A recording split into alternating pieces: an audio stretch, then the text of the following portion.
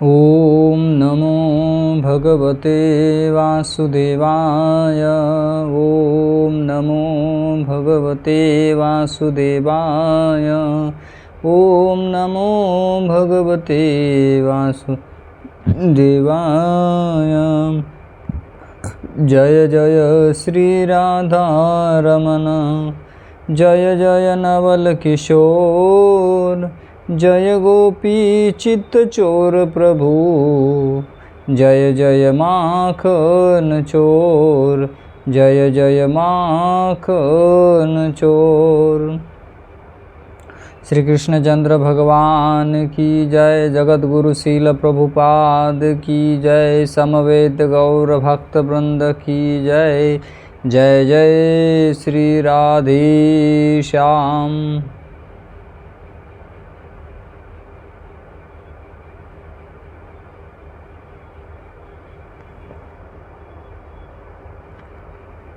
श्रीमद् भागवतम दशम स्कंद कथा का आज अंतिम दिन है और इस अंतिम दिन के सत्र में आज हम भगवान की जो बाल्य लीलाओं का श्रवण कर रहे थे उसके लास्ट के दिन में है। आप सभी भक्तों का स्वागत। इस कथा को परम सुशोभित करने वाले समस्त भक्तवृंद वृंदावन के आप सभी का बहुत बहुत साधुवाद एवं आप सभी भक्तों के चरणों में प्रणाम। राधे श्याम। अभी तक हमने भगवान के बाल्य लीलाओं का श्रवण ही कर रहे, उसी में हमने अभी तक सुना था कि भगवान ने अघासुर का वध किया। तो अघासुर का भगवान ने वध किया। अघासुर का वध होने के बाद कृष्ण ग्वाल अपनी सब गैया को लेकर यमुना जी के तट पर चले गए और यमुना जी के तट पर वह क्या कर रहे कि गैया बछड़े अपना घास खा रहे, उनको उन्होंने जल पिलाया और फिर वह जो हरा भरा घास है वहाँ पर वो घास खाने में लग गए। अब सब ग्वाल और कृष्ण अपना अपना कलेवा निकाल रहे, अपना अपना भोजन निकाल रहे और सब एक जगह पर बैठ गए झुंड के झुंड में। अब सब ऐसे बैठे हैं तो भगवान की अचिंत्य शक्ति ने कृष्ण को सब जगह पर दिखा दिया। सबको यही लग रहा था कि कृष्ण मेरे सामने है, कृष्ण मेरे सामने मुँह करके बैठे, कृष्ण मेरे सामने बैठे, कृष्ण मेरे सामने बैठे। सबको यही लग रहा था। ऐसी स्थिति भगवान कृष्ण के अचिंत्य शक्ति ने की थी। किसी के भी तरफ कृष्ण का मुंह नहीं पीठ नहीं दिख रही थी, सबके सामने कृष्ण के मुख दिख रहा था।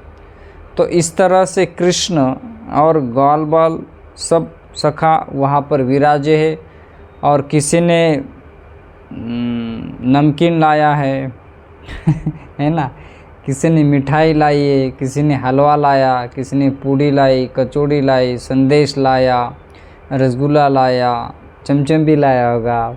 सब ने अलग अलग प्रसाद लाया। आंवले का अचार लाया, दही लाया, भात लाया। सब ने अलग अलग अपना भोजन वहाँ पर निकाला और वहाँ पर वो पा रहे। कृष्ण को कहते देख कृष्ण ये कितना मीठा है, देख देख ले। तब तक वो स्वयं ही पा लेते। कृष्ण के मुख से लार टपकती है। तो इस तरह का यह जो दृश्य है यमुना जी के तट पर विराजमान है। कहते हैं कि इसे भोजन थाली भी भगवान ने जो लीला की है, भोजन थाली जिसको हम देखे हैं कि पत्थर के ऊपर बैठे हैं और वहाँ पर भगवान ने जो भोजन किया वो थाली आज भी उसके निशान हैं भगवान के इस परम पवित्र धाम में वृंदावन में। तो ऐसे सब बैठे हैं और भोजन पा रहे हैं। तो ऐसी स्थिति में क्या होता है कि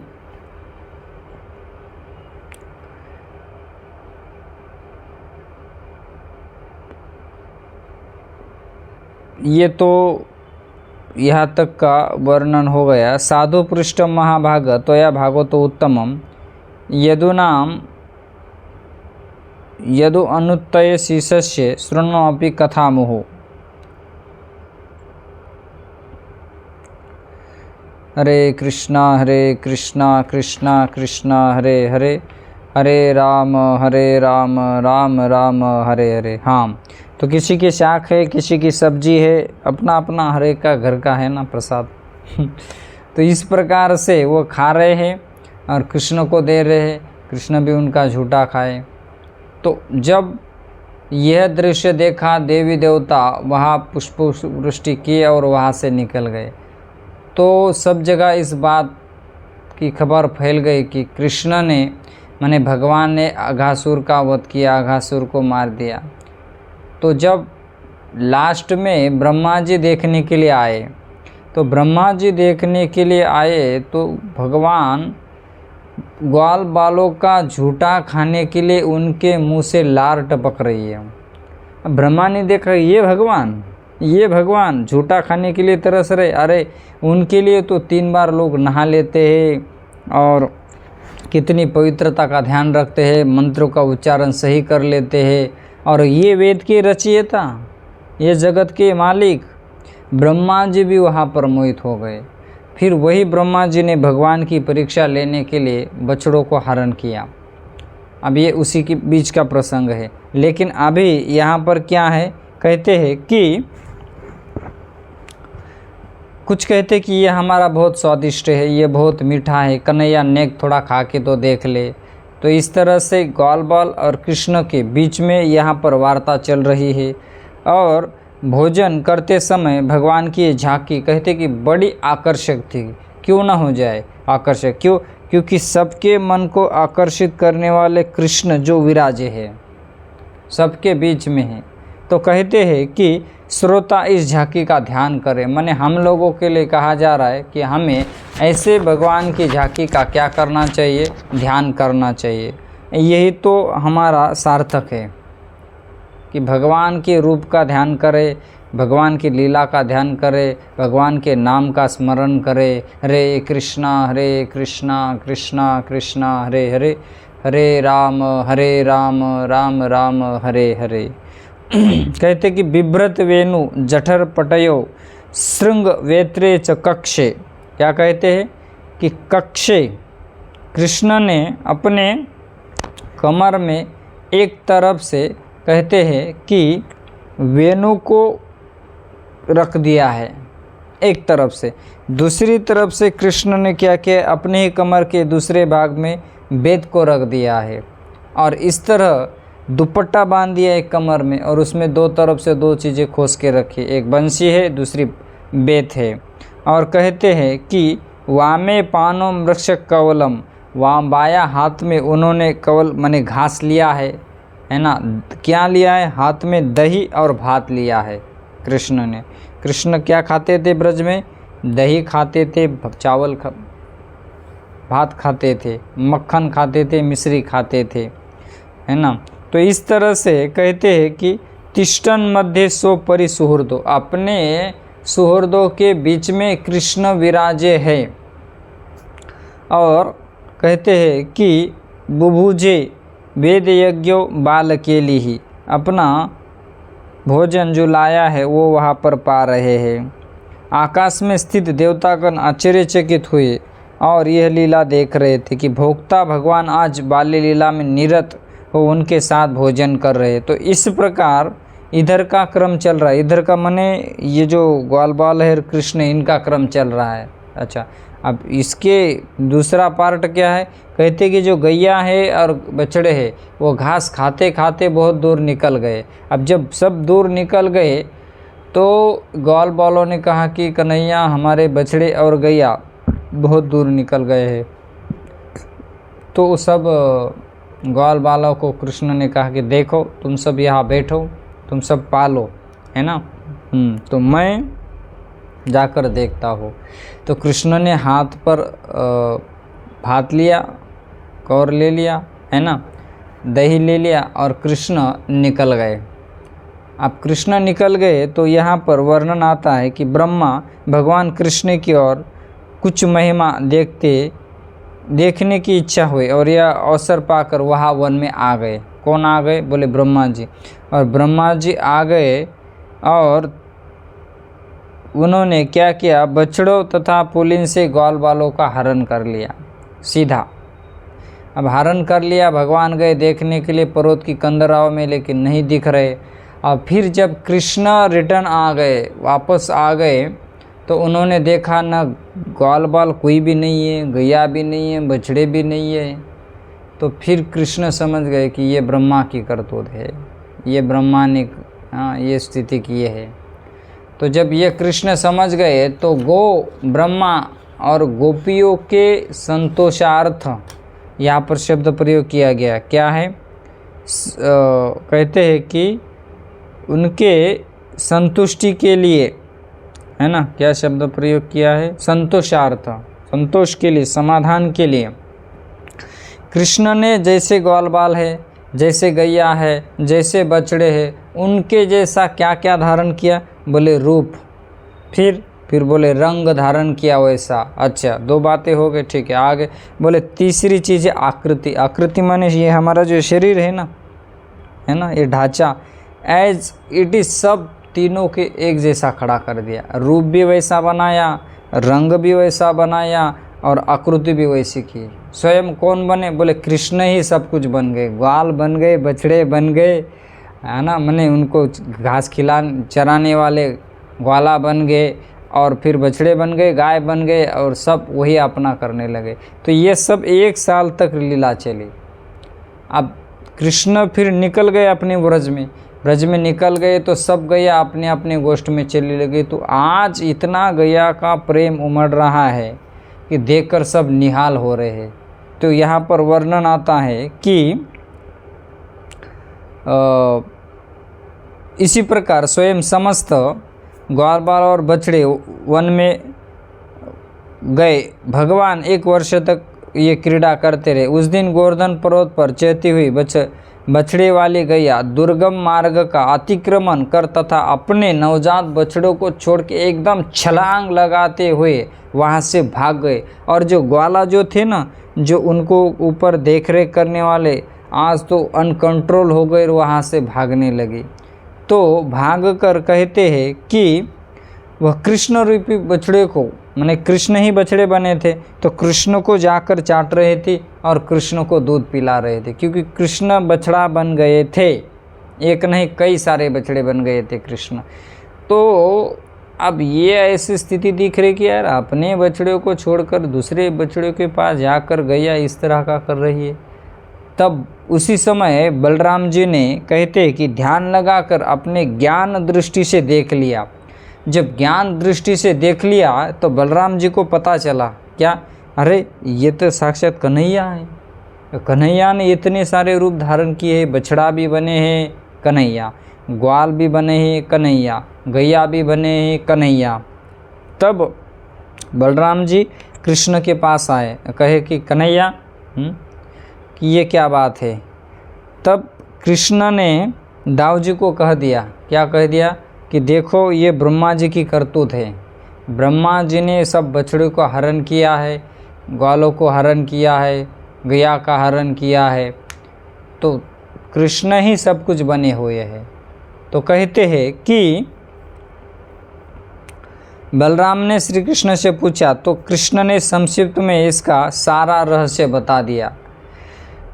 अपना त्रुटिकाल बीतने पर, अब ये तो सब बता दिया, सब लीला बता दी कि मैं लीला हो गई थी, भोजन पा रहे थे, ब्रह्मा जी ने देखा, परीक्षा लेने के लिए आ गए, और ब्रह्मा जी स्वयं मोहित हो गए और सब ग्वाल बछड़े गैया सबको लेके गए। फिर मैंने इनके संतोषार्थ सब कुछ एज इट इज़ प्रेजेंट कर दिया। तो कहते हैं कि तब तक 1 साल, माने एक त्रुटिकाल ब्रह्मा जी का समय बीत गया, माने थोड़ा समय उनका बीत गया। तो इस धराधाम पर, इस वृंदावन में 1 साल बीत गया, माने इतना उनका तो बहुत कम समय, लेकिन यहाँ का 1 साल हो गया। तो कहते हैं कि ब्रह्मा का एक त्रुटिकाल बीतने पर ब्रह्मा जी फिर इस गोकुल में आए देखने के लिए। तो ब्रह्मा जी एकदम विस्मित हो गए। क्या विस्मित हो गए? कि ब्रह्मा जी ने देखा कृष्ण भी खड़े हैं, कृष्ण भी है, गैया भी है, ग्वाल बाल भी है और बछड़े भी है। ब्रह्मा जी की जो खोपड़ी है ना, ये 4 खोपड़ियाँ, सब एकदम विस्मित हो गए, आश्चर्यचकित हो गए कि मैं क्या देख रहा हूँ। अब इसमें ओरिजिनल सेट कौन सा है? ये वाला ओरिजिनल सेट है कि मैंने अपने ब्रह्मलोक में लेके गया हो, मैंने सत्यलोक में, वो वाला सेट कौन सा है? तो ब्रह्मा जी एकदम हक्का बक्का हो गए। तो ऐसी स्थिति ब्रह्मा की हो गई, तो इसका किसी तरह से ब्रह्मा जी निर्णय नहीं कर सके। तो कहते हैं कि अतः इस कौतूहल पर ब्रह्मा ने किम कर्तव्य विमूढ़ा, विमूढ़ होगा कि मैं क्या करूं, अपनी माया से मोहित हो गए। कहते कि स्वयं माया जो अपि स्वयं विमोहित। ब्रह्मा जी एकदम मोहित हो गए और थोड़ी देर के बाद ब्रह्मा को वहाँ पर जितने बछड़े हैं, जितने गैया है, जितने ग्वाल बाल है, वह सब के सब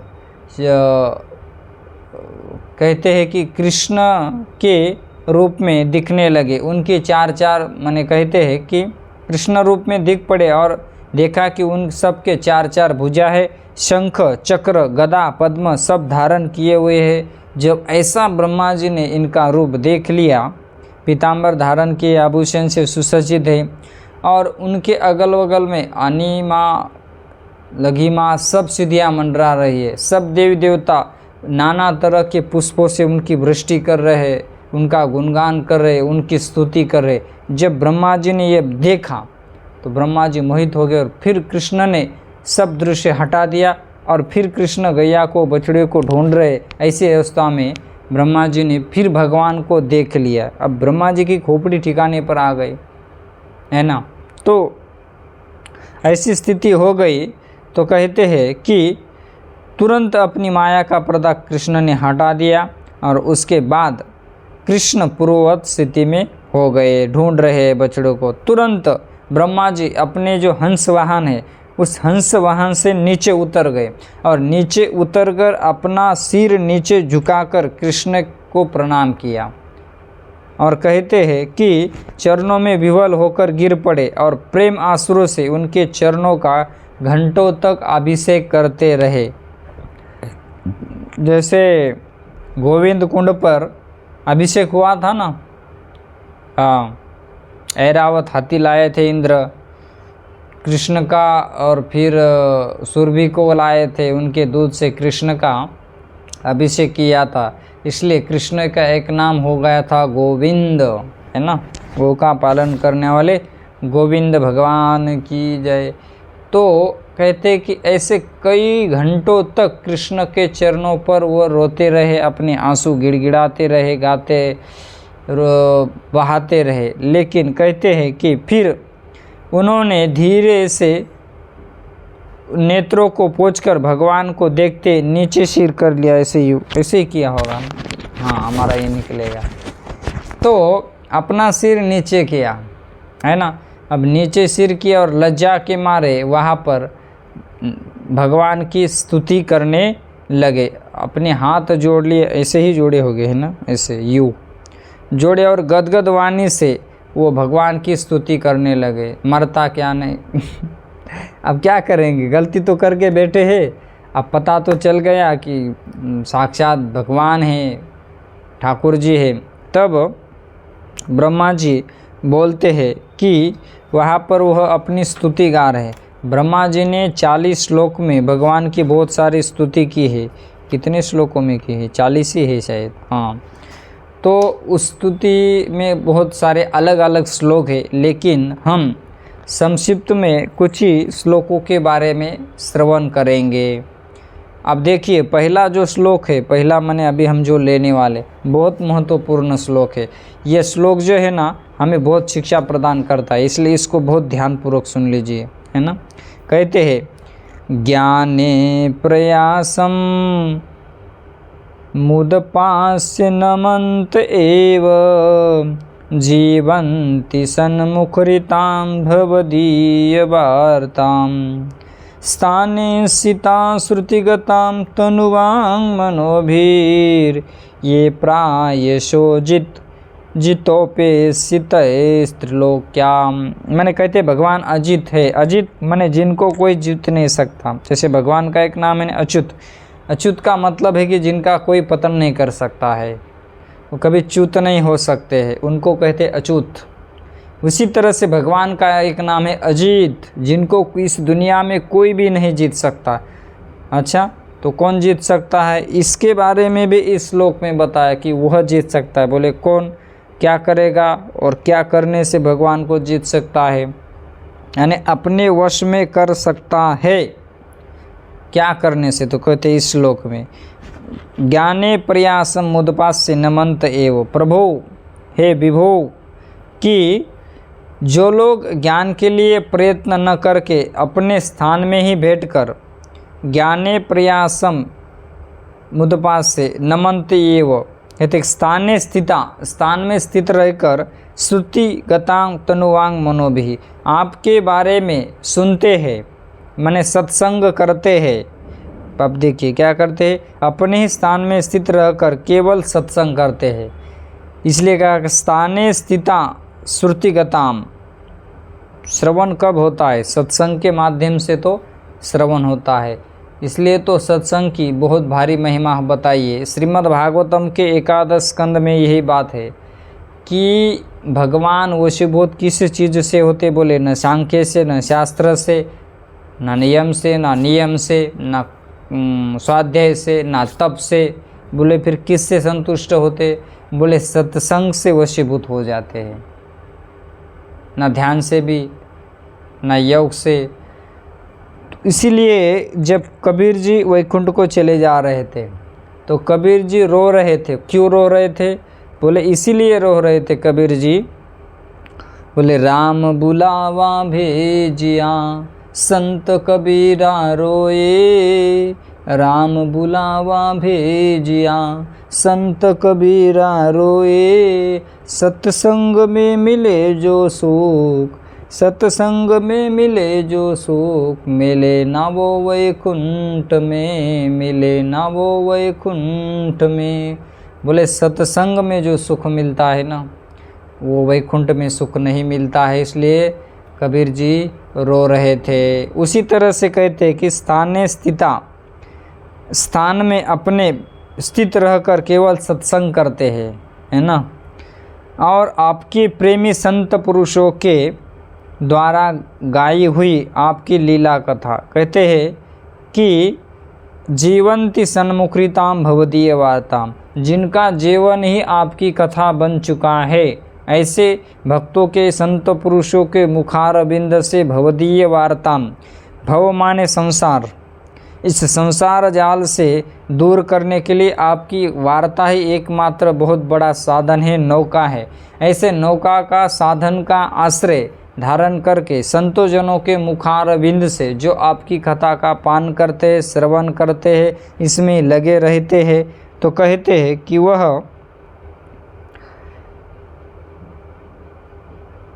कथा का जो उन लोगों के पास रहने से अपने आप सुनने को मिलती है, तो कहते इससे शरीर, वाणी और मन से विनयावनत होकर, माने नम्रता से होकर सेवन करते हैं, यहाँ तक कि उसे ही अपना जीवन बना लेते हैं। मैंने कहा था ना, जैसे जीवन बनाया था किसी ने, ये सनकादि जो है ना, ब्रह्मा जी के 4 पुत्र, सनक, सनंदन, सनातन और सनत कुमार, ये ब्रह्मा जी के 4 पुत्र हैं, इसलिए इनको सनकादि कहते हैं, चतुष्कुमार कहते हैं, या पूर्वजाम अपि पुरुषम, ऐसा कुछ लोग भी है। ये क्या कहते हैं वो भागवत के महात्म्य में, और कहते हैं भागवत के महात्म्य में कथा मात्रे का जीवन है, कथा ही उनका जीवन है और कुछ नहीं है। अच्छा हाँ, बोले एक बार ऐसे ही कथा सुन रहे थे, 3 कथा सुन रहे थे, कथा कर रहे थे, भगवान भोलेनाथ आए, देखे, हंसे। तो कहते हैं कि उस समय ऐसी कुछ घटना घटी थी कि बैठे हुए थे शायद वो, और खड़े नहीं रहे, तो पार्वती माता को बड़ा क्रोध आया, उन्होंने शाप दे दिया कि बैठे हो, है ना, खड़े नहीं हुए तो उल्ट बन जाओ। कुछ तो हुआ था, लेकिन शाप दे दिया। अब शाप दे दिया तो चलो, अब तो नहाना नहीं, धोना नहीं, बस पत्ता खाना है, बढ़िया से एक जगह बैठना है, ठाकुर जी की कथा सुनना है। 3 बैठते थे, एक कथा करते थे। आप तो नहाने की भी जो कोई ज़रूरत नहीं महाराज, पाने के लिए भी झंझट नहीं है, बस ऊपर सिर कर लो, पत्ता चबा के खा लो। तो उसी शरीर में बैठकर भी वो कथा सुन रहे थे। अब जब यह दृश्य पार्वती माता ने देख लिया अपने नेत्रों से, तो भोलेनाथ ने कहा देवी देख लिया ना, इनको शाप का भी कोई असर नहीं होता है। क्यों? क्यों बोले कथा मात्रेक जीवन, कथा ही इनका जीवन, ऐसे कथा ही जिनका जीवन बना है, ऐसे संतों के मुखारविंद से जो कथा सुनते हैं या कथा ही जिनका जीवन बन चुका है, उसके बिना जी नहीं सकते, नहीं रह सकते। प्रभु यद्यपि आप त्रिलोकों में कोई भी आपको विजय नहीं प्राप्त कर सकता, आपको कोई भी जीत नहीं सकता, फिर भी वे आप पर विजय प्राप्त कर लेते हैं। आप उनके प्रेम के अधीन हो जाते हैं। किससे? बोले सत्संग से। और सत्संग में भी आपकी कथा सुनकर जिनका कथा ही जीवन बन चुका है, ऐसे लोगों के द्वारा भी अब क्या हो जाते हैं?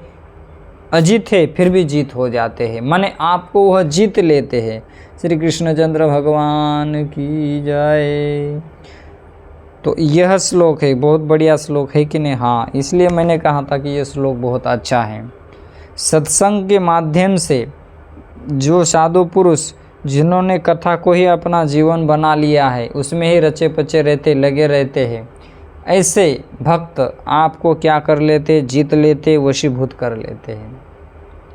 अब ब्रह्मा जी भगवान की स्तुति कर रहे। स्तुति मतलब क्या है? भगवान को मक्खन लगा रहे, माने भगवान को मना रहे, पटा रहे हैं। क्यों? क्योंकि गलती की है, माफ़ी तो मांग रहे, लेकिन भगवान न टस के मस हुए। फिर आगे नेक्स्ट श्लोक में कहते हैं कि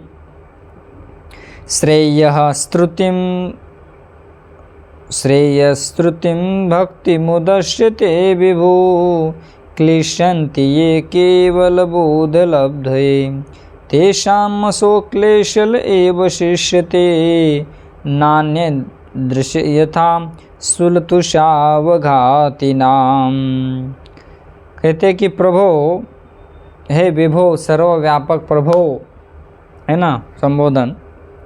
भक्तिम उद्देश्य, भक्ति की महिमा इस श्लोक में बहुत बढ़िया बताई है। भक्ति के बारे में यहाँ पर वर्णन कर रहे हैं, श्रेय दे रहे, इसका वर्णन कर रहे हैं। क्लिशंति ये केवल बोध लब्धे, वो केवल क्लेश माने कष्ट ही प्राप्त कर लेते हैं और कुछ प्राप्त नहीं कर लेते हैं। तेषाम असो क्लेशल एव शिष्यते, वो केवल कष्ट ही परिश्रम प्राप्त कर लेते हैं। बोले कैसे? बोले वैसे ही जैसे भूसी से माने चावल निकाल दिया और वो भूसी को कूट रहे हैं, तो धान है उससे चावल निकल रहे और भूसी को ही कूट रहे क्या हो जाएगा? हाथ को कूटते कूटते फोड़े आ जाएंगे, है ना, बहुत कष्ट हो जाएगा। तो कहते हैं कि आपकी भक्ति सब प्रकार के कल्याण का मूल स्रोत है। श्रेय स्तुतिम भक्ति उद्देश्यते प्रभो, हे प्रभु, आपकी जो भक्ति है सभी कल्याण का स्रोत है, माने मूल है। बस भक्ति से ही कल्याण हो जाएगा, भक्ति करने से ही। तो कहते हैं कि प्रभु, जो लोग उसे छोड़कर, माने भक्ति को छोड़कर केवल ज्ञान की प्राप्ति के लिए श्रम उठाते हैं, बस केवल ज्ञान प्राप्त करना है लेकिन भक्ति नहीं करना है, तो केवल वह श्रम ही उठाते हैं, दुख ही प्राप्त कर लेते हैं। क्यों? क्योंकि वह भक्ति से विहीन है। इसलिए भक्ति अगर करेंगे तो ज्ञान और वैराग्य अपने आप आ जाएगा। भक्ति ही मेन है। भक्ति करने से धीरे धीरे उसमें ज्ञान वैराग्य बढ़ता जाएगा। भक्ति भी क्या है? भक्ति में भी भगवान के नाम का जप करना, भगवान के नाम का श्रवण करना, भगवान के नाम का कीर्तन करना, भगवान को भोग लगा कर पाना, भगवान का दर्शन करना, भगवान की सेवा करना, भक्तों की सेवा करना। तो ये सब भक्ति के अंग है, क्रिया है। तो कहते कि ऐसी भक्ति को छोड़कर जो ज्ञान को ही प्राप्त करने का प्रयास करते हैं, वो केवल श्रम ही श्रम, दुख ही प्राप्त कर लेते। बोले कैसे? जैसे बोले धान्य है, उसमें से चावल निकाल दिया और वो भूसी बची है चावल की, उसको अगर कोई कूटता है तो उससे चावल तो नहीं निकलने वाला है। उसी तरह से है बोले, थोथी भूसी कुटने वालों को केवल श्रम ही मिलता है, चावल नहीं मिलता है। उसी तरह से जो भक्ति को छोड़कर ज्ञान के प्रयास में लगे हैं उन्हें केवल कष्ट ही कष्ट प्राप्त होते हैं। प्रभु, कहने का सार यही है कि भगवान की भक्ति से ही ज्ञान और वैराग्य अपने आप आता है। श्रीमद् भागवतम के प्रथम स्कंद में यही बात को दोहराया गया है। वो श्लोक क्या है? भगवती उत्तम श्लोके वासुदेव भगवती जनयत्यासु वैराग्यम, ऐसा कुछ श्लोक है कि उससे वैराग्य भी आता है और ज्ञान की भी प्राप्ति होती है भक्ति करने से। हाँ,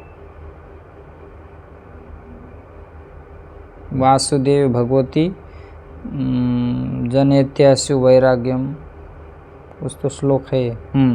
तो कहते हैं कि इस प्रकार से भक्ति की महिमा का वर्णन कर रहे हैं कि भक्ति के ही माध्यम से हम भगवान को प्राप्त कर सकते हैं, या भक्ति के बल पर ही भक्तों ने भगवान को प्राप्त किया है। नेक्स्ट श्लोक में वर्णन करते एक सुखदेव गोस्वामी और ब्रह्मा जी अपने मुख से, तत्तेनुकंपा सुसमीक्षमानो भुजान एवात्मकृतं विपाकम हृदवाग्वपुभिर्विदधन् नमस्ते जीवेतयो मुक्तिपदे सदाय भाग।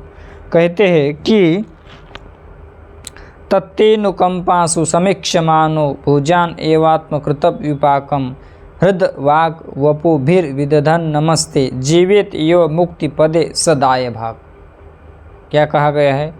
इसलिए जो पुरुष क्षण भर भी बड़ी उत्सुकता से आपकी कृपा का ही भली भांति अनुभव करता रहता है और प्रारब्ध के अनुसार जो कुछ सुख या दुख प्राप्त होता है, जो भी सुख मिले दुख मिले उसमें समान माने न्यूट्रल रहता है, तो कहते हैं कि उसे निर्विकार मन से भोग लेता है, एवं जो प्रेम पूर्ण हृदय गदगद वाणी और पुलकित शरीर से अपने को आपके चरणों में ही समर्पित करता है, माने आपके चरणों में ही लगा कर रखता है, इस प्रकार जीवन व्यतीत करने वाला पुरुष ठीक वैसे ही आपके परम पद को प्राप्त कर लेता है। बोले कैसे?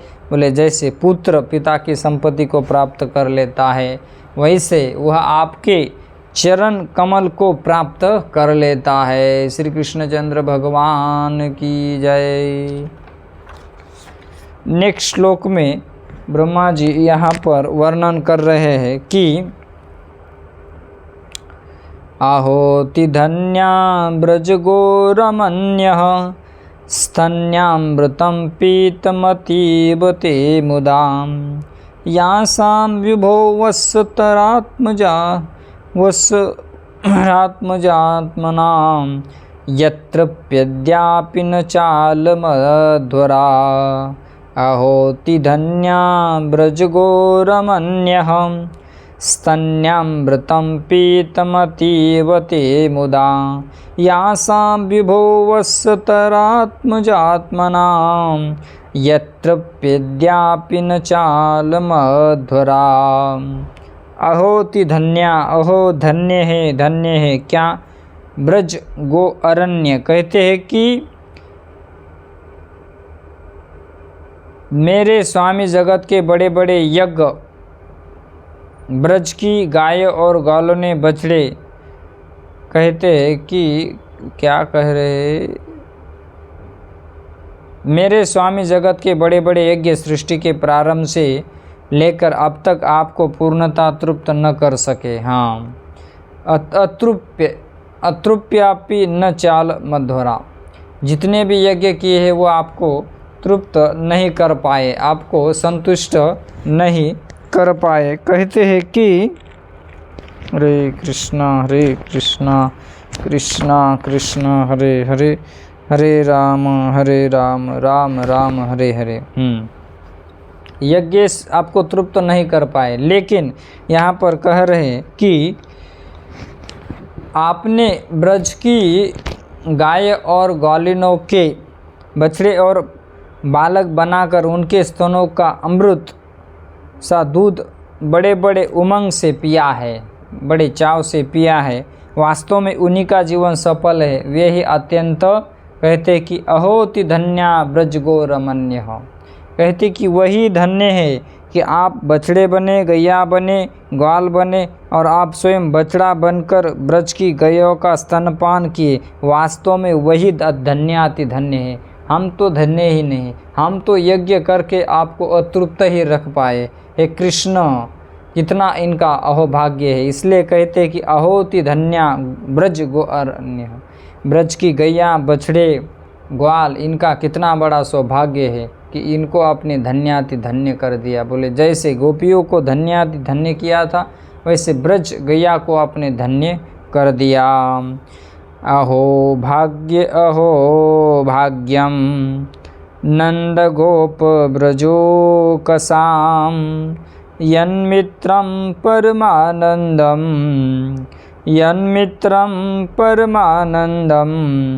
पूर्ण ब्रह्म सनातनम। बहुत बढ़िया ब्रह्मा जी श्लोक बोल रहे, लेकिन कुछ काम ही नहीं बन रहा ब्रह्मा जी का। अहो, है ना, अहो लगा दिया संबोधन जैसे। अहो भाग्यम 2 बार कहा। कितना भाग्य है, क्या सराहना की जाए इस भाग्य की। बोले किनके? नंद गोप ब्रजो कसाम, नंद बाबा, गोप सखा, ग्वाल, ब्रजवासियों की क्या सराहना की जाए, कितना गुणगान किया जाए, कितना सौभाग्य इनका, महाभागा भाग्यशाली है कि परमानंद पूर्ण ब्रह्म सनातनम, पूर्ण ब्रह्म साक्षात कृष्ण सनातन भगवान कृष्ण ही इनके सुहृद बने हैं, अपने सगे बने हैं और इनको यह सौभाग्य प्रदान किया है। ऐसी स्तुति ब्रह्मा जी अपने मुख से यहाँ पर कर रहे हैं। तद्भूरि भाग्यमिह जन्म किमप्यटव्याम यद गोकुलेऽपि कृतमांग्रिसरो रजोभिषेकम यज्जीवितुं निखिलं भगवान मुकुंदम स्वद्यापि यत्पदरजः श्रुतिमुग्यमेव। कहते कि कितनी भाग्य की सराहना की जाए। हे भगवान, हे मुकुंद, मुक्ति प्रदान करने वाले प्रभु इस ब्रज भूमि में किसी वन में और विशेष करके गोकुल में किसी भी योनि में जन्म होगा, यही हमारे लिए बड़े सौभाग्य की बात है। और कहते हैं कि यहाँ जन्म हो जाने पर आपके किसी न किसी प्रेमी भक्त के चरण रज की अभिलाषा मैं करता हूँ, अन्य कोई अभिलाषा नहीं। आपके भी चरण रज की नहीं, आपके जो भक्त है उनके चरण रज की मैं, चरण धूल की मैं अभिलाषा करता हूँ, है ना। जैसे उद्धव जी थे ना, कहते कि मैं यहाँ गुलमलता बन जाऊँ गोवर्धन की तलहटी में। क्यों? बोले गोपियों की चरण रज जब यहाँ गिरेगी तो वो मुझे प्राप्त हो जाएगी और मैं धन्याति धन्य हो जाऊँगा, कृत हो जाऊँगा। उसी तरह से ब्रह्मा जी भी यहाँ पर कह रहे हैं कि क्या कह रहे हैं कि बड़े सौभाग्य की बात होगी, चरणों की धूल अपने ऊपर पड़ी जाएगी। आपके प्रेमी ब्रजवासियों का संपूर्ण जीवन आपका ही जीवन है। वाह, क्या बात है। आप ही उन्हीं के जीवन के एकमात्र सर्वस्व है, इसलिए उनके चरणों की धूल मिलना माने साक्षात आपके चरणों की धूल मिलना है। श्री कृष्णचंद्र भगवान की जय। और आपके चरणों की धूल तो श्रुतियाँ भी अनादि काल से अब तक ढूंढ रही है ना। वेद स्तुति में गायन किया न, जय जय जय जाम अजितो दोष गृभीत गुना त्वमसि यदात्मजा निज दंड, ऐसा वे स्तुति में वर्णन किया गया है। तो श्रुतियाँ भी आपके चरणों की रज को ढूंढ रही है और यही चरणों की रज आपके ब्रजवासियों के माध्यम से मुझे प्राप्त होगी और मेरा जीवन धन्याति धन्य हो जाएगा। हे श्री कृष्णचंद्र भगवान। तो इस प्रकार से ब्रह्मा जी वर्णन करते हुए नेक्स्ट श्लोक में कहते, तावद् रागादयस्तेनास्तावत् कारागृहं ग्रहं तावन्मोहङ्ग्री निगडो यावत् कृष्ण न ते जना।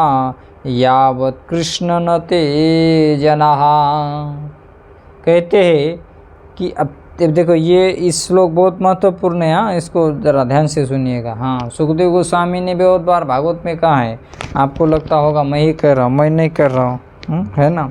कहते कि ध्यान से सुनो, मतलब ध्यान से सुनो मतलब इसलिए कह रहे कि हम ध्यान से सुनते नहीं है ना। हाँ, एक बार क्या हुआ था, हमारे गुरुजी बताते हैं कि कथा चल रही थी, है ना, कथा सुन रही थी, तो गुरुजी ने कहा कि देखो, हाँ, कथा को ध्यान से सुनो, हाँ गुरुजी, है ना।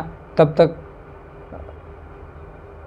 कथा चल रही थी, तो एक बैठा था कथा सुन रहा था, एक चूहा आया, वो चूहा बिल में आधा घुस गया, मैंने आगे से, और पीछे से उसका पूंछ रह गया। ध्यान से सुन रहे हो कथा? बोले हाँ। कहाँ तक कथा आई? बोले वहाँ पर कहता है कि बस, मैंने वो कहता है कि हाँ सुन लिया, हाँ ध्यान है। बोले ध्यान है? बोले हाँ ध्यान है। बोले क्या ध्यान है? बोले आधा चूहा घुस गया और पूंछ लटक गई है। उसी तरह से हमारा ध्यान नहीं होना चाहिए, पूरी तरह से हमें ठीक ठीक श्रवण कर लेना चाहिए। इसलिए सुखदेव गोस्वामी कहते हैं कि बड़े चाव से सुनो, ध्यान से सुनो। सुखदेव गोस्वामी भी कहते हैं और सुध गोस्वामी भी कहते हैं कि ध्यान से सुनो, सावधानतया शृणु। ये श्लोक कहा गया भागवत के महात्म्य में। तो कहते हैं कि अब तावत तावत तावत 3 जगह पर लगा दिया है, जैसे यावत यावत होता है ना, यथापि तथापि यद्यपि, वैसे। हाँ, तो उसी तरह से तावत तावत लगा दिया है संस्कृत का ये अव्यय के जैसा।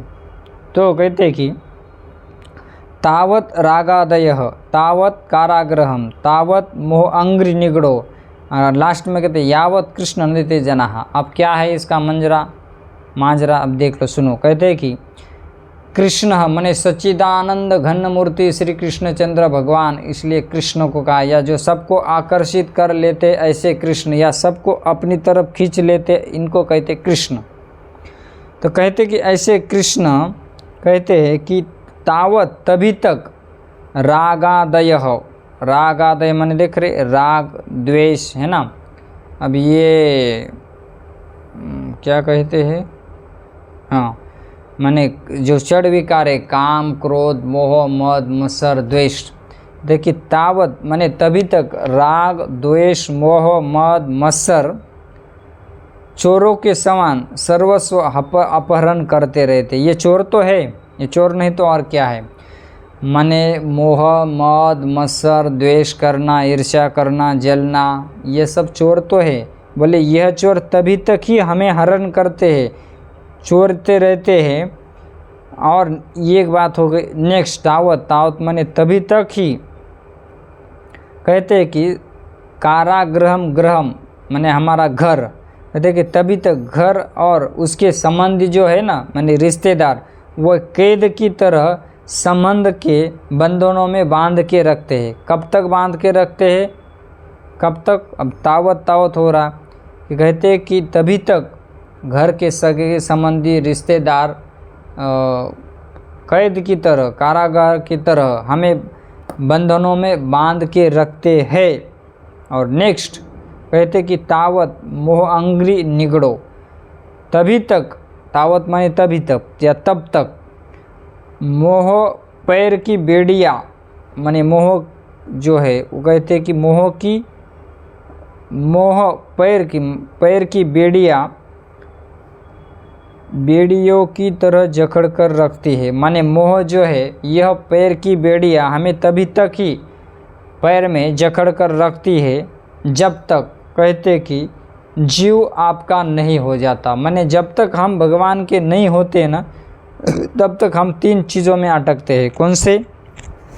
बोले एक काम क्रोध मोह मद मत्सर रागादय, आदय माने सब कुछ आ गया उसमें, इसलिए आदय कहा गया है। हाँ, एक्स्ट्रा कहते हैं ना अंग्रेजी में, ऐसा कुछ तो इत्यादि। और कहते कि स्तेन, यह चोर है। कौन है? यह चोर है। और कहते कारागृहम ग्रहम, तब तक कि घर है, रिश्तेदारी या सगे संबंधी हमें कारागार के समान लगते हैं, जब तक हम भगवान के नहीं बन जाते हैं, भगवान के नहीं हो जाते हैं। अगर हम भगवान के हो गए तो षड्विकार भी नहीं परेशान करेंगे, और हम भगवान के बन गए तो घर, उसके संबंधी, रिश्तेदार सब कैद की तरह हमें कभी भी नहीं लगे, या घर का बंधन हमें कभी बांध नहीं पाएगा। और कहते हैं कि तावत मोहोंग्री निगड़ो, तभी तक मोह पैर की बेड़ियों की तरह जकड़े रहते हैं। माने मोह हमें पकड़ के रखता है, पैर में जैसे कोई जकड़ के डाल दिया है ना, रस्सी, उसी तरह से जकड़ कर रखता है। बोले कब तक? जब तक जीव आपका नहीं हो जाता। जीव अगर आपका हो गया तो ना घर गृहस्थी का बंधन रहता है, ना रिश्तेदारों का, परिवारों का बंधन रहता है, ना षड्विकार उसे कष्ट देते हैं, और कहते कि ना उसे किसी भी प्रकार का कष्ट प्राप्त होता है या बंधन प्राप्त नहीं होता है अगर वो भगवान का हो जाता है। इसलिए हमें भगवान का होना है, दुनिया का नहीं होना है। क्यों? दुनिया हमारी कल्याण नहीं करने वाली, कल्याण करने वाले कौन है? बोले ठाकुर जी है। और वो भी कैसे करेंगे? जब हम उनकी भक्ति करेंगे तब। हाँ, देरे हरी पलंगावरी नहीं होगा महाराज, शास्त्र का सिद्धांत है। सिद्धांत क्या है? बोले ऐसा हो सकता है क्या कि बिना कष्ट किए अगर हमने सिकता रेत को भी घिस लिया तो ऑयल निकल जाएगा, लेकिन शास्त्र का सिद्धांत है हरि का भजन किए बिना भगवान की प्राप्ति नहीं हो सकती। हरि का भजन किए बिना, भक्ति किए बिना हम भगवान को नहीं प्राप्त नहीं कर सकते। ये शास्त्र का सिद्धांत है, इसको समझ लेना ज़रूरी है। इसलिए हमें भगवान का होना है ना, दुनियादारी का नहीं होना है। तो कहते हैं इस तरह से नेक्स्ट श्लोकों में वर्णन करते हैं, जानन्त एव जानन्तु किं बहुत्यान मे प्रभो मनसो वपुसो वाचो वैभवं तव गोचरः। अब ब्रह्मा जी कह रहे कि हे प्रभु, है ना, सर्वव्यापक,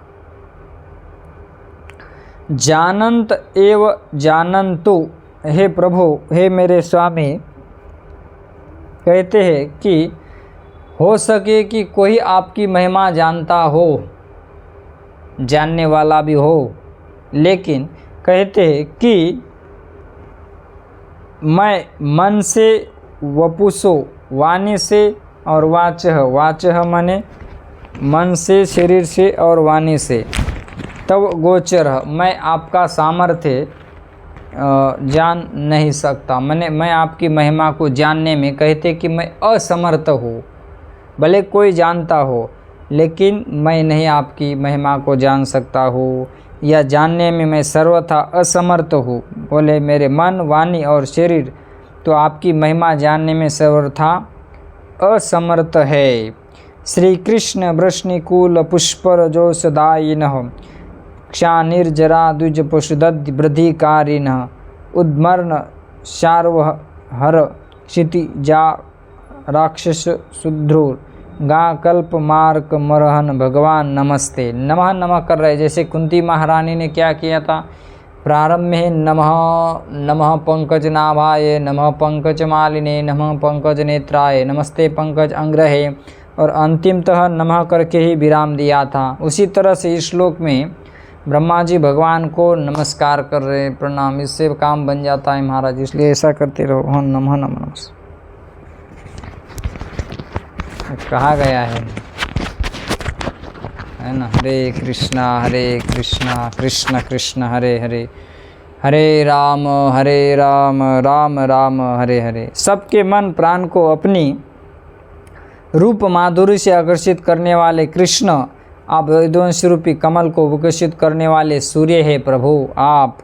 और कहते हैं कि प्रभु पृथ्वी पर रहने वाले राक्षसों को नष्ट करने वाले आप चंद्रमा, सूर्य आदि है। समस्त देवताओं के भी परम पूजनीय है भगवान। मैं अपने जीवन भर महान कल्प पर्यंत आपको नमस्कार ही करता रहूँ, आपको नमस्कार ही करता रहूँ। नमस्कार कर रहे सुखदेव गोस्वामी कहते हैं, इत्यभिष्टुय भूमान इत्येभिष्टूय भूमान् त्रिपरिक्रम्य पादयो इत्येभिष्टूय भूमान् त्रिपरिक्रम्य पादयो नत्वाभीष्टं जगद्धाता स्वधाम प्रत्यपद्येत् नत्वाभीष्टं जगद्धाता स्वधाम प्रत्यपद्येत्। कहते हैं कि इसी प्रकार स्तुति की भगवान किया और कहते कि भूमि पर यहाँ माने त्रिपरिक्रम्य पादयो, भगवान की 3 परिक्रमा लगाई। कितनी लगाई? 1 2 3। और नतमस्तक होकर जगत के धाता को ब्रह्मा जी ने प्रणाम किया और कहते स्वधाम प्रत्यपद्यत, अपने ब्रह्मलोक को सत्यलोक को निकल गए। बोलो श्री कृष्णचंद्र भगवान की जय। इस प्रकार ब्रह्मा जी ने भगवान की स्तुति की 40 श्लोक में। भगवान कहे जाओ अपना काम देख लो। भगवान कुछ नहीं मैंने वहाँ पर प्रत्युत्तर दी, इतना ही। और ग्वाल बाल गैया बछड़े यथास्थान पहुँचा दिए। तब कृष्ण की आयु कहते हैं कि 5 वर्ष की थी। कितनी? 5 साल के कृष्ण थे। अब आगे का वर्णन करते हैं कि भगवान गोचारण लीला में एक असुर को मारे। सुखदेव गोस्वामी बोले, हे राजन ततश्च पौगंडवय श्रुतो ब्रजे बभूवतुस्तो पशुपाल सम्मतो गाश्चारयन्तो सखिभिः समं पदेर वृंदावनं पुण्यम अतीव च क्रतु ततस्य पौगंडवयः श्रुतो ब्रजे बभूवतुस्तो पशुपाल सम्मतो गाश्चारयन्तो सखिभिः समं पदेर वृंदावनं पुण्यम अतीव च क्रतु। कहते हैं कि ये श्लोक बड़ा सुंदर है।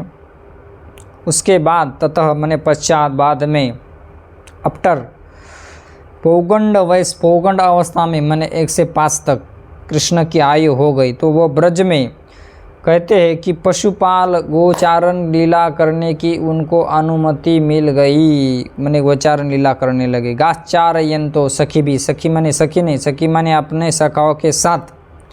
हाँ, वृंदावन जो अत्यंत पुण्य माने प्रमंगल है, भ्रमण करने लगे। इस तरह से वेणु वादन करते हुए वृंदावन में। कहते कि उसी समय वृंदावन की शोभा कैसी थी? बोले बहुत बढ़िया थी। कैसे थी? सुन लो। कहते हैं कि वहाँ पर नाना तरह के मधुर पक्षी एकदम कलरव कर रहे, गा रहे, गाते होंगे चाँव चाँव चाँव अपनी भाषा में।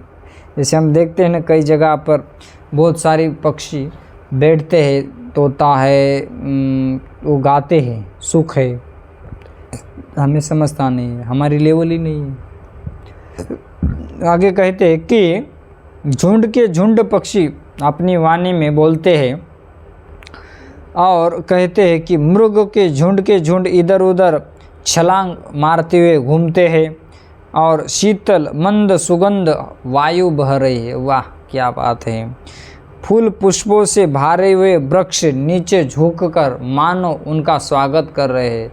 इनको देखकर कृष्ण बलराम जी को कहते हैं, बलराम जी को देखो ये जो वृक्ष है ना, वो अपने फूलों को नीचे झुकाकर मानो आपका स्वागत कर रहे हैं। बोले क्यों? बोले पूर्व जन्म के पाप कारण ये वृक्ष योनि को प्राप्त हुए हैं और आपको फूल अर्पण करके आपका स्वागत करना चाहते हैं। इस प्रकार से वर्णन कर रहे हैं और कहते कि भ्रमर जो है अपनी आपकी मंगलमय कृति का गान कर रहे हैं।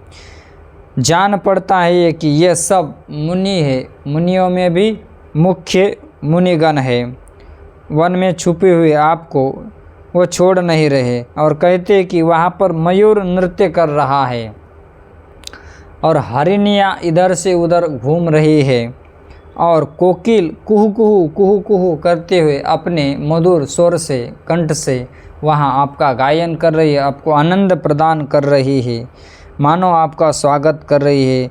आपके चरण स्पर्श से ये पृथ्वी, यह तृण, कर स्पर्श से वृक्षलताएं भी धन्याति धन्य हो गई।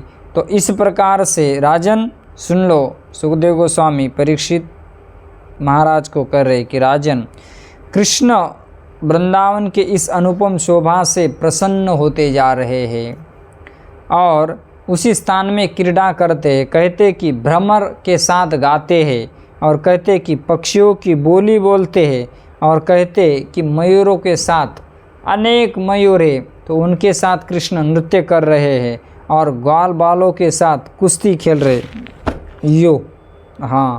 कुश्ती खेल रहे हैं।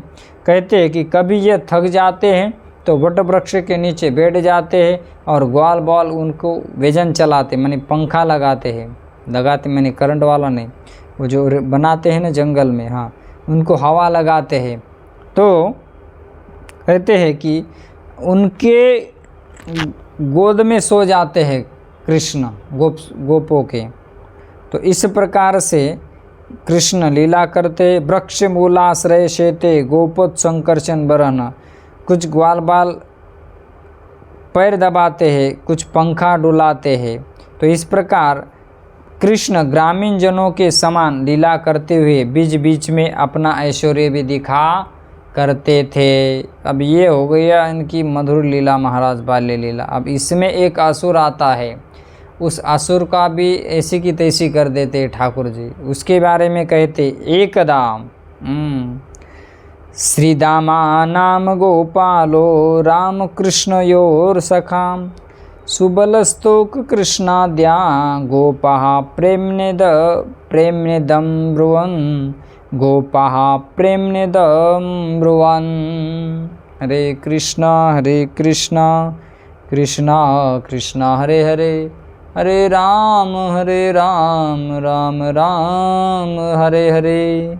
कहते हैं कि एक बार श्रीदामा नाम गोपालो, श्रीदामा नाम का श्रीदामा और गोपाल माने अन्य ग्वाल बाल सब राम कृष्ण योर, राम कृष्ण माने कृष्ण बलराम को सब सखागण कहने लगे। क्या कहते?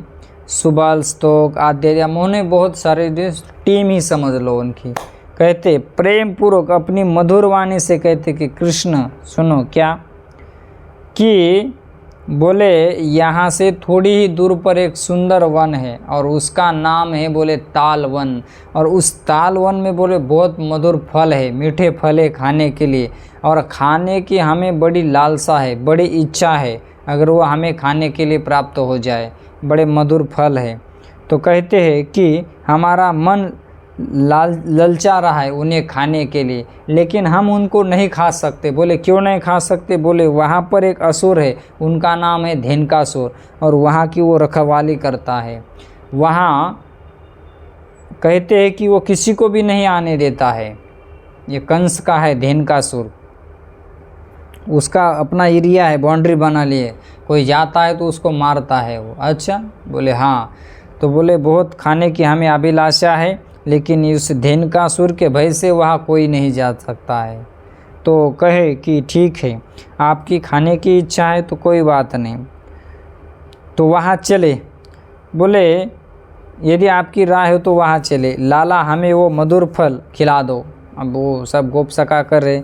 यह सुनकर दोनों भैया हंसते हुए उस वन की तरफ चले गए और कहते कि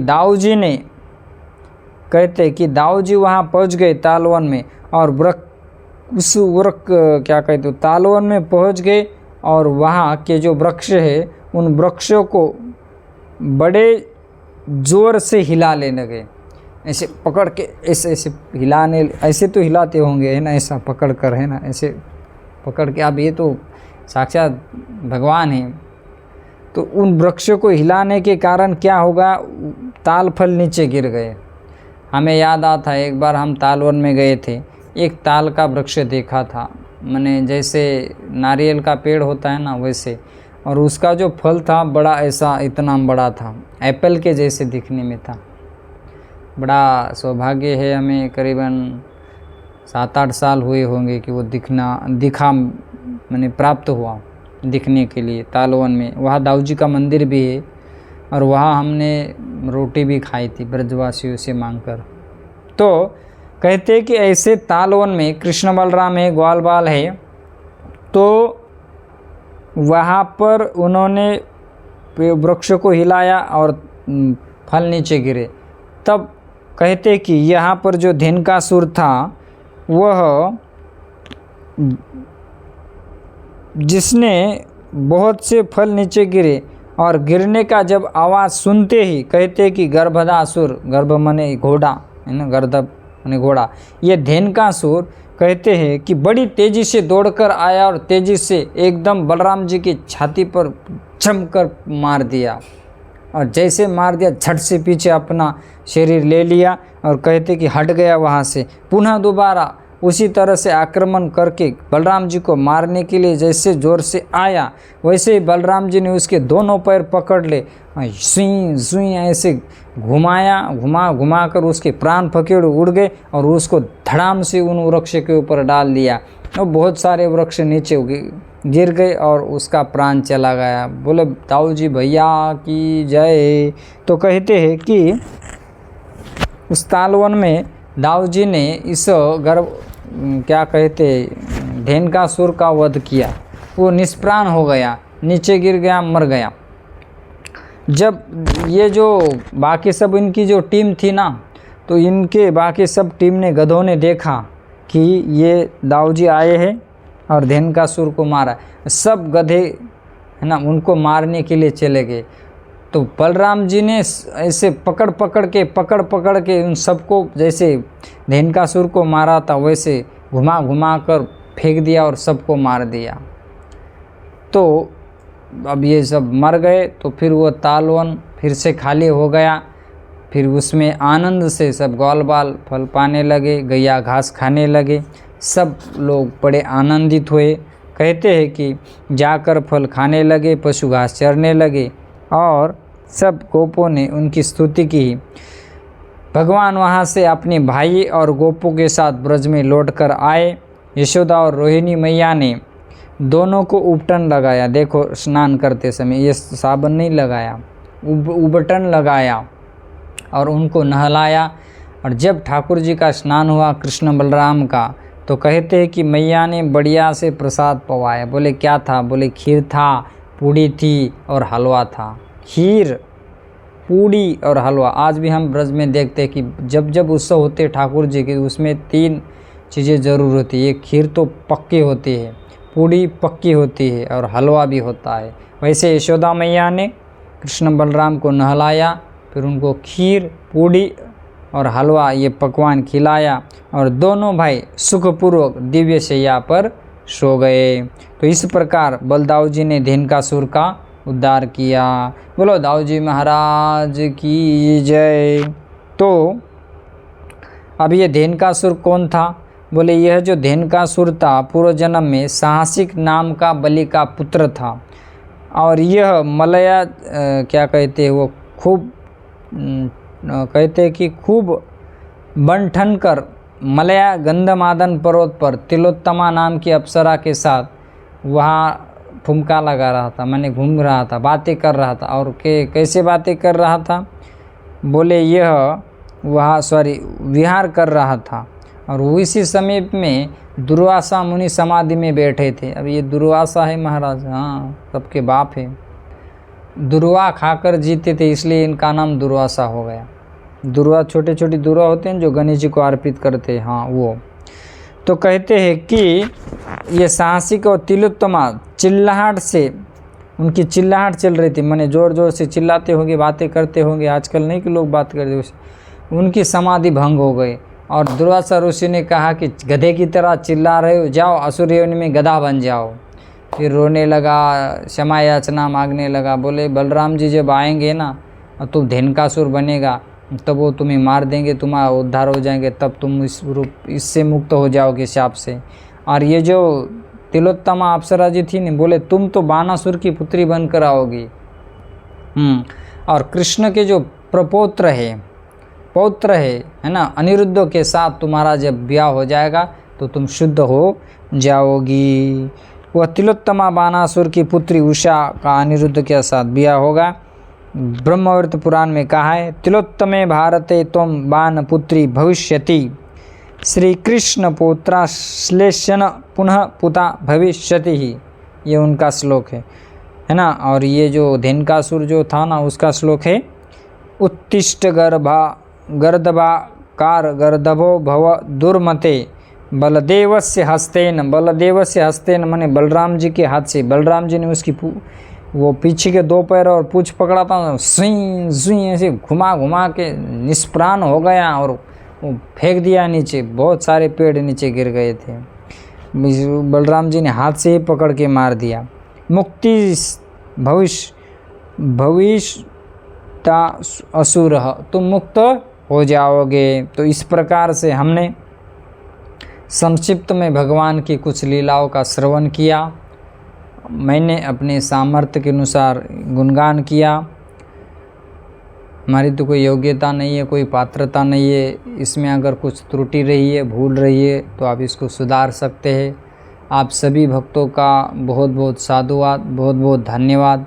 आप प्रति आए, इसका आपने श्रवण किया, लाभ लिया, और आप सभी भक्तों के ही कारण हमें 7 दिन गुणगान करने का अवसर, चातुर्मास, और चातुर्मास में भी सावन मास, और सावन मास में भी वृंदावन में हमें इनका गुणगान करने का परम सौभाग्य प्राप्त हुआ।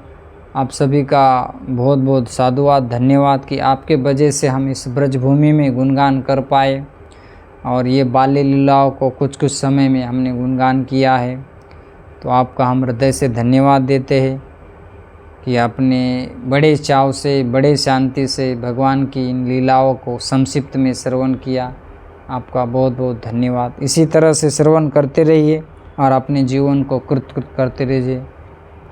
तो आज कथा का अंतिम दिन है, यहाँ पर विराम हो रहा है कथा को। तो बहुत भक्तों का सहयोग रहा और श्रवण हुआ है। तो हम भी सभी का हृदय से धन्यवाद व्यक्त करते हैं कि आप समय पर आए, समय पर श्रवण किया और किसी भी चीज़ की त्रुटि नहीं रखी आप लोगों ने। आप सभी का बहुत बहुत साधुवाद, बहुत बहुत धन्यवाद। बोलो श्री कृष्णचंद्र भगवान की जय। ग्रंथराज श्रीमद् भागवतम महापुराण की जय। श्री श्री राधा श्याम सुंदर ललिता विशाखा की जय। श्री श्री कृष्ण बलराम की जय। गिरिराज की जय। गौर निताय की जय। जगत गुरु शील प्रभुपाद की जय। समवेत गौर भक्त वृंद की जय। वृंदावन धाम की जय। जय जय श्री राधे श्याम। जय जय श्री राधे श्याम। जय जय श्री राधे श्याम। ताई गौर प्रेमानंदे हरि हरि बोल।